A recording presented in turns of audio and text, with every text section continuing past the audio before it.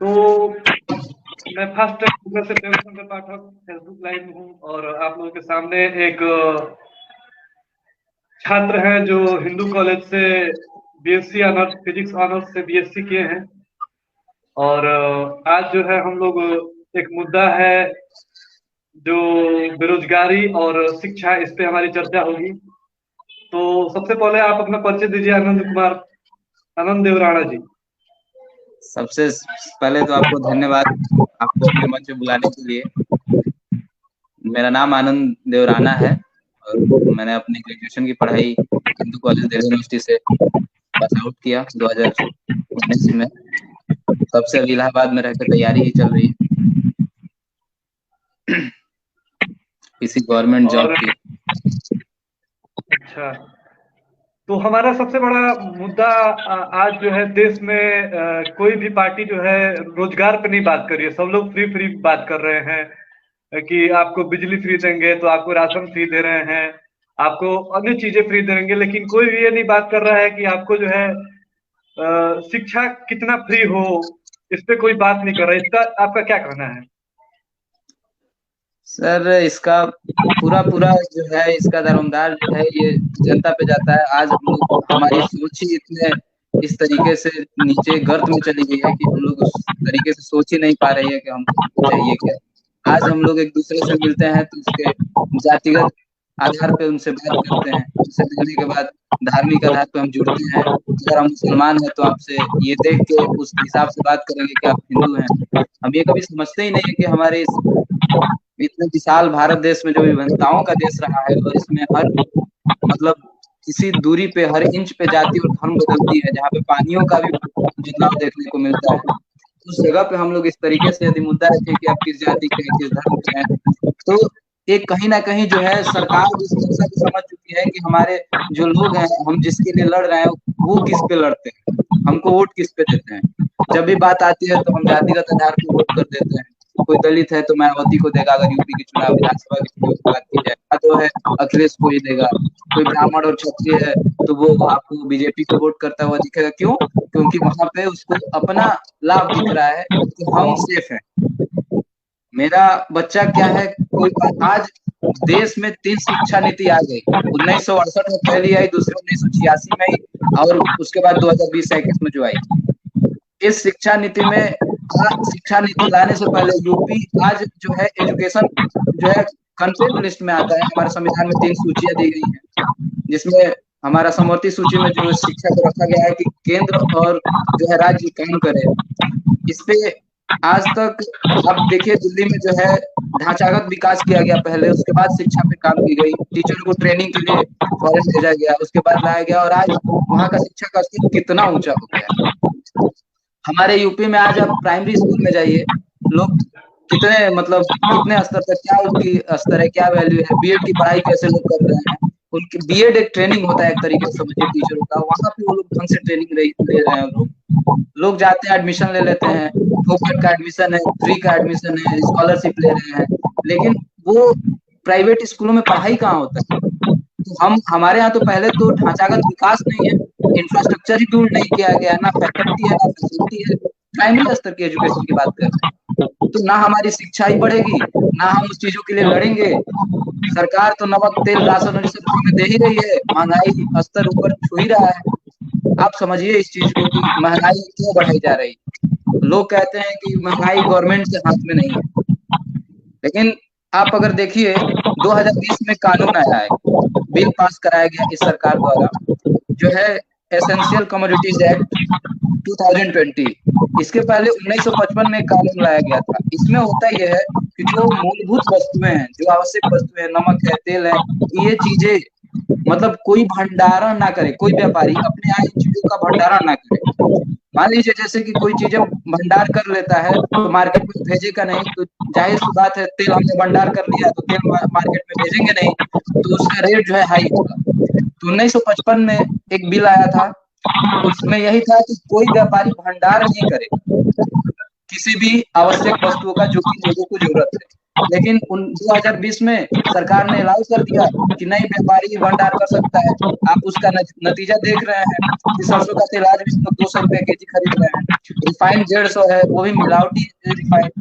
इन चीजों पे हम बहस ही नहीं करते, इन चीजों पे हमारा मुद्दा ही नहीं रहता। लोग किस जाति से है, किस धर्म से है, हम सेफ है कि नहीं है, हमारी सिक्योरिटी कहाँ है, हम कहीं एक्सीडेंट कर दिए तो हम कैसे छूट जाएंगे, तो हमारा कौन सा नेता रहेगा जो हमको बचा लेगा। उस चीजों पे हम लोग, उस आधार पे हम लोग वोट करते हैं। तो सर हम कहाँ तक आगे बढ़ पाएंगे? तो हमें तो लगता है कि ये सारी चीजें जो गर्त में चली गई है, मानसिक अवस्थाएं लोगों की, जो इन चीजों से थोड़ा सा स्तर उठ के और स्तर उठाइए और सोचा जाए तो काफी ज्यादा बेटर रहेगा। और अगला क्वेश्चन रहेगा, देखिए ये शिक्षा जो है ऑनलाइन हो गई है और ऑफलाइन तो एकदम मतलब खत्म होने के आधार पर है। इस पे आपका क्या विचार है, ऑनलाइन सही है कि नहीं? देखिए ऑनलाइन सही है, लेकिन हमने जैसा बोला पहले कि पहले उसके लिए इंफ्रास्ट्रक्चर जरूरी होता है। आप किसी भी बढ़िया से बढ़िया, बेहतरीन से बेहतरीन टेक्नोलॉजी अचानक किसी के हाथ में पकड़ा दे तो उसको खुद को नहीं पता है कि उस टेक्नोलॉजी को यूज कैसे करें। जो टीचर ऑनलाइन पढ़ाते हैं उनको भी गूगल मीट और जूम जो ऐप है उसको संचालन नहीं करने आ रहा है, और वो आप एक्सपेक्ट कर रहे हैं कि बच्चे उस चीज से पढ़े। नर्सरी के बच्चे आज ऑनलाइन पढ़ रहे हैं, कितना पढ़ लेंगे? आप उनके साथ एक्टिविटी क्या कर रहे हैं वहां से? आज हम आपसे वर्चुअल माध्यम में जुड़ रहे हैं, ये बड़ों के लिए थोड़ा ठीक है, जो पहले से पढ़ा लिखा है, समझ रहा है। लेकिन जो बच्चे हैं वो किस प्रकार की एक्टिविटी करेंगे? वो स्कूल में नहीं जाएंगे, किसी से टीचर से संपर्क नहीं करेंगे, उनका संवाद नहीं होगा, तो कहाँ तक बढ़ेंगे? उनका बौद्धिक क्षमता कहाँ तक बढ़ेगा सर? तो ये चीजें हमको पहले तो टेक्नोलॉजी का आदान प्रदान, अवेयरनेस फैलाना चाहिए, उसको आदान प्रदान करने का तरीका समझाना चाहिए, हमको ऐसा लगता है। देखिए अचानक किसी के हाथ में टेक्नोलॉजी। बताइए सर। देखिए शिक्षा जो है ऑनलाइन जितनी मतलब जागरूकता फैलाई जा रही है देश में, वास्तव में वैसा तो हमें दिख नहीं रहा है, क्योंकि जो बच्चा ऑफलाइन नहीं पढ़ पाता है वो क्या ऑनलाइन पढ़ेगा, मेरे को तो नहीं लगता है। तो आपकी इस बात पे मैं, बिल्कुल सही है। हाँ, और इस पे मैं ये, मेरी ये राय है कि ऑफलाइन भी पढ़ाया जा सकता है, ऐसा नहीं है। लेकिन इतनी कोविड के सिम्टम्स हैं, ये हैं वो हैं, तो रैलियों में तो वैसे सिम्टम्स नहीं दिखाए जाते कि इतनी भीड़ है, और स्कूल में 50% की चीजें दिखा दी जाती है कि 50% ही लोग आएंगे, उसमें भी अगर कोविड के कोई बच्चा पाया गया तो उसको स्कूलों को बंद कर दिया जाता है। तो ये हमको लगता है कि ये सही नहीं है एक प्रकार से। थोड़ा सा मतलब उसमें भी देख लेना चाहिए कि किसको सिम्टम्स है क्या है, तो पहले ही वो क्वारंटाइन हो जाए। तो इन सब चीजों को जांच होनी चाहिए। और सबसे पहले तो हमारा देश का स्वास्थ्य जो है मानसिक रूप से खराब हो चुका है। मानसिक रूप से लोग स्वस्थ नहीं है। अगर मानसिक रूप से वो स्वस्थ होते तो वो निर्णय कर लेते कि हमको क्या करना है क्या नहीं करना है, कि हवा में नहीं काम करते, किसी को सुन के नहीं काम करते। सबसे बड़ा ये रीजन है। और ये है, अब देखिए केरल में देख लीजिए साक्षरता, और एक यूपी में देख लीजिए। इस आप बताइए केरल और यूपी में क्या अंतर है? दोनों जगह में तो टीचर वही है, सब चीजें वही है, नहीं लेकिन नहीं, साक्षरता का जो सच। आधार है वो केरल का ऊंचा है। तो सबसे ज्यादा आईएएस पीसीएस जो है अच्छे केरल से निकलते हैं। इसका क्या रीजन है बताइए? केरल में सर, जो जैसे कि मैंने पहले बताया कि वहां पे पूर्ववत जो है इंफ्रास्ट्रक्चर डेवलप हो चुका है। वहां पे लोग समझते हैं कि हमको इलेक्शन लड़ना किस पे है। वोटर ये जानता है कि हमको वोट का मुद्दा क्या है। वो कभी उनका जो वोट जाता है वो कभी इस आधार पे नहीं जाता है कि ये मेरे लिए फायदेमंद है। वो ये सोचता है, एक वोटर ये सोचता है कि हमारे सोसाइटी के लिए क्या फायदेमंद है। वहां का पहले से ही जो है, वहां का जो स्कूलों का इंफ्रास्ट्रक्चर, बिल्डिंग्स है, वो पहले से ही डेवलप है। वहां के लोग अवेयर हैं, वहां पे स्वास्थ्य सेवाएं अच्छी दी जाती हैं। एज ए मतलब यहाँ के कंपैरिजन में वहां पे ज्यादा ही सुविधा दी जाती है, और हमको लगता है कि ये बहुत ही बेसिक चीजें हैं जो वो उसको आगे बढ़ाती जा रही हैं। आप उधर लेके चले जाइए केरल, जो भी साउदर्न है अपने इंडिया का साउदर्न एरिया है, जो भी है तमिलनाडु, कर्नाटका, केरल, केवल केरल की बात नहीं है, लिटरेचर जो है, लिटरेट वहां पे ज्यादा होते हैं। हमारे यहाँ काफी इलिटरेट लोग होते हैं, वहां पे काफी आगे चल रहे हैं हमारे यहाँ से, उत्तर प्रदेश के हिसाब से देखा जाए तो। और उत्तर प्रदेश काफी मायने रखता है। मेरा अगला सवाल ये रहेगा कि देखिए, भारत में रोजगार तो सबको नहीं दिया जा सकता है, लेकिन कुछ हद तक बेरोजगारी खत्म किया जा सकता है। इसका कुछ मतलब बता दीजिए, कैसे बेरोजगारी पर सरकार काम करे जिससे जो है कुछ हद तक बेरोजगारी कम हो जाए। अभी तो सरकार जो है बेरोजगारी की बात ही नहीं करती, लेकिन काम कैसे करे कि बेरोजगारी कम हो। ये रोजगार मतलब ये मुख्य विषय नहीं है कि रोजगार खत्म हो जाए। रोजगार खत्म हो जाए ऐसा नहीं हो सकता ना। रोजगार मतलब सरकार को इस चीज पे काम करना चाहिए कि चलो हम पढ़ रहे हैं, जो बच्चे हैं, जो यूथ है, हमारा देश पूरे वर्ल्ड में सबसे ज्यादा यूथ हमारे देश में पाए जाते हैं। मैन फोर्स इतना है हमारे पास। इन ये मतलब लड़के तैयारी में अपना पूरा उम्र गुजार देते हैं, समझ रहे हैं। 21 की उम्र आने के बाद सबसे जो हाई मैन फोर्स मतलब जो होता है, ताकत काम करने की बौद्धिक क्षमता भी इस समय ज्यादा बिल्ड होती है। तो इस टाइम पे 21 से 25 जो एज होता है, इस समय पे लोग तैयारी में गुजार दे रहे हैं। उनको यूटिलाइज किया जाए। कहाँ पे यूटिलाइज करे, ये गवर्नमेंट निर्धारित करे। उनको उनके लिए उनके मतलब कौशल के हिसाब से उनका क्षेत्र डिवाइड करे, उन क्षेत्र में उनको जल्दी रिक्रूटमेंट दे और वहां पे उनको करे। क्योंकि यहाँ पे तो अब देखिए हमारे यहाँ क्या है, हमारा जो है मतलब जो इंडिया के जो भी लोग जो पढ़े लिखे हैं उनको मिल जाता है बाहर में। इंफ्रास्ट्रक्चर वहां पे मिलता है, फैसिलिटी वहां मिलती है, फैकल्टी वहां मिलती है। तो देखिए हर पोजीशन पे जो टॉप पोजीशन पे है, टॉप मोस्ट जो भी माइक्रोसॉफ्ट, गूगल और सीईओ, ट्विटर जो भी है, ये लोग यहाँ के जाके गए। क्यों? क्योंकि यहाँ पे चीजें प्रोवाइड नहीं कराई जा रही। तो हमको तो उस हिसाब का पहले उनको रिस्पेक्ट दें, जो पढ़ रहे हैं, जो लिख रहे हैं, सोसाइटी में उनको एक्सेप्ट किया जाए। तुलना उसके पैसे, उसके जाति, उसके धर्म, उसके लिंग पे ना की जाए, है ना। मतलब इन चीजों से उठ के जो बेसिक चीजें हैं, जो आज तक गांव में चला आ रहा है, एक बच्चा जो कितना भी पढ़ा लिखा हो, उसको धर्म, जाति और आधार, लिंग के आधार पे जो हम लोग इतने लड़कियों से इतना भेदभाव कर लेते हैं, ये सब चीजें थोड़ा साइड छोड़ के और हम लोग आगे बढ़ने की सोचे, तो हमारा समाज काफी आगे जाएगा। देखिए हर समाज में गंदे और अच्छे लोग होते हैं, मतलब बुरे और अच्छे लोग होते हैं। एक काफी गंदा होता है, कुछ बुरा होता है, कुछ अच्छा होता है, कुछ बहुत अच्छा होता है, हर समाज में होता है। अच्छे लोगों को मतलब स्थान दिया जाना चाहिए, बुरे लोगों को सुधारने की कोशिश की जानी चाहिए, गंदे लोगों को एडवाइस दी जानी चाहिए, उसके लिए काम किया जाना चाहिए, ना कि उसको छोड़ देना चाहिए। क्योंकि कोई भी चीज ठहरा हुआ तो पानी भी सड़ जाता है सर। तो जो लोग पहले से ही दिक्कत में है, उनको अगर हम लोग नहीं सपोर्ट करेंगे, जो हम लोग इतने मतलब थोड़े से कैपेबल हो गए हैं, पढ़ लिख के थोड़ा सा आगे आ गए हैं, तो हम लोग हाथ नहीं देंगे तो वो लोग कहाँ से आ पाएंगे। इन चीजों को हम लोग को समझना चाहिए कि हम लोग ऐसा काम करें।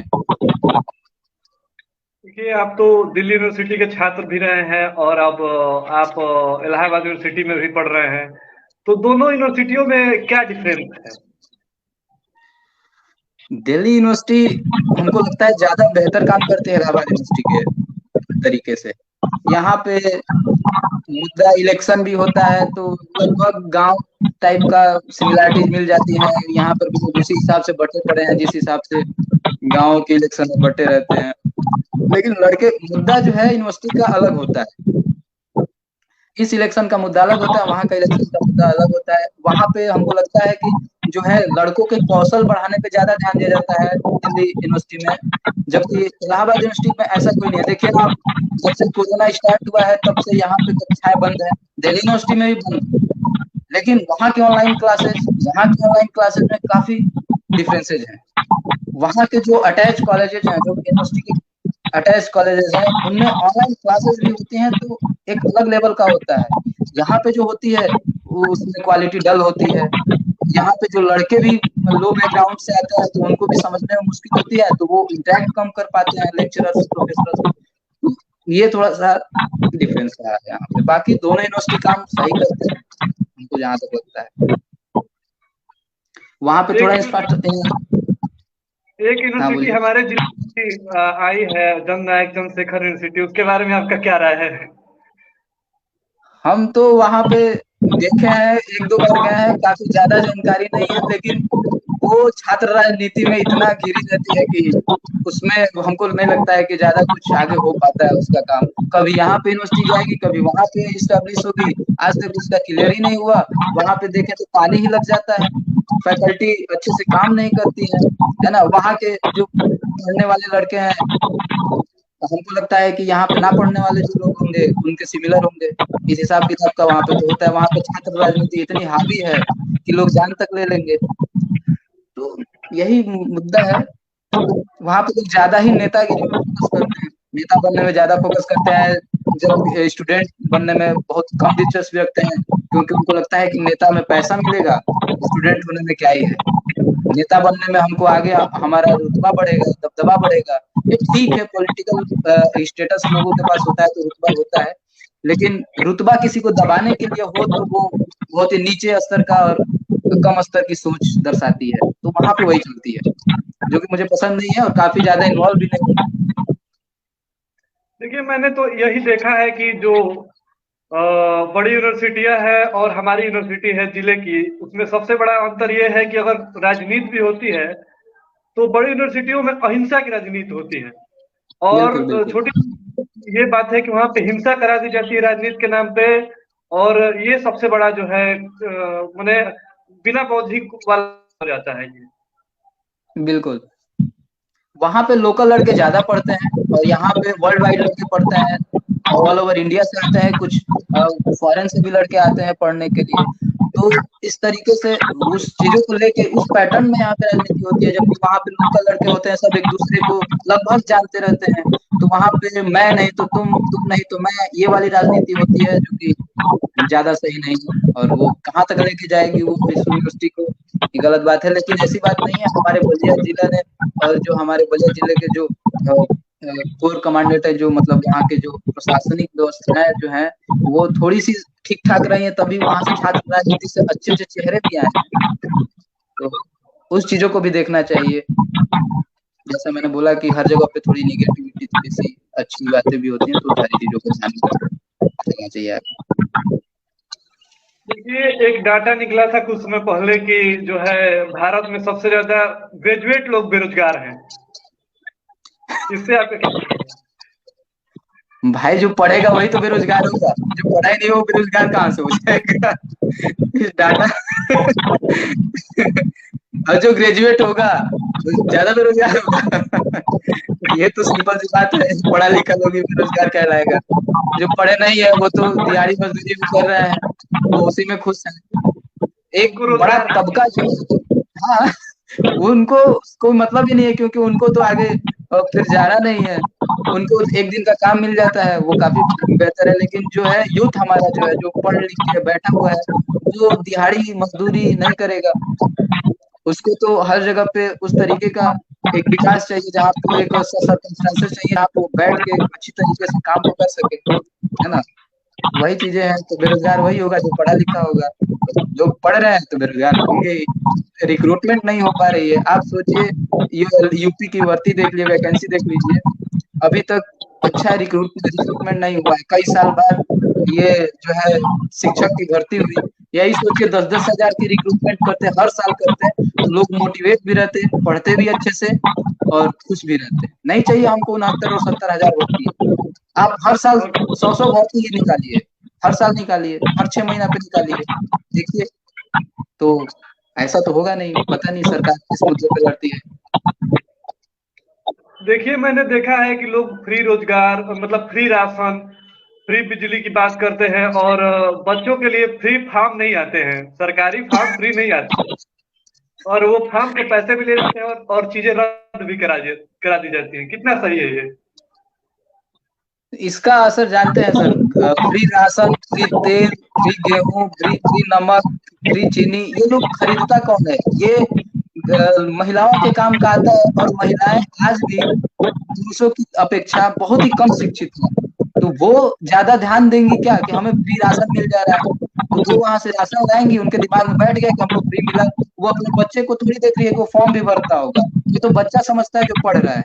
माँ बस सोचती है कि खाने के लिए राशन आ जा रहा है, हमारा पेट, बच्चे का पेट पल रहा है, वो उसमें में खुश रह रही है। तो वो जब जाएगी तो वहां से वोट भी अपना लेके आएगी कि हम वोट तो इसी को देंगे जो फ्री में राशन देगा, जो फ्री में तेल देगा।